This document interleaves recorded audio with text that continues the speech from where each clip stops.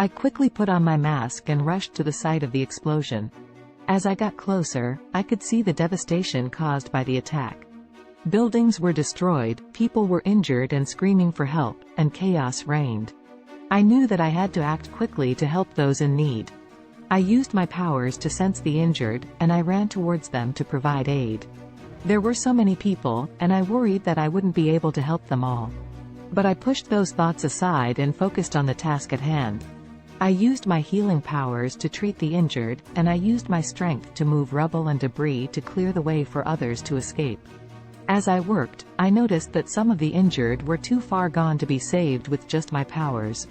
I knew that I had to act fast, and so I started to call out for others to assist me. Soon, more people arrived to help. They were firefighters, paramedics, and everyday citizens who wanted to lend a hand. Together, we worked to save as many lives as possible. But as we worked, I also noticed that there were people around us who were trying to take advantage of the situation. They were stealing from the injured or looting the destroyed buildings. I had to stop them. I used my powers to create a shield around the area we were working in, protecting us from harm and keeping the looters out. It was difficult and exhausting, but it was worth it to protect those who needed our help. Hours passed, and we finally managed to stabilize the area.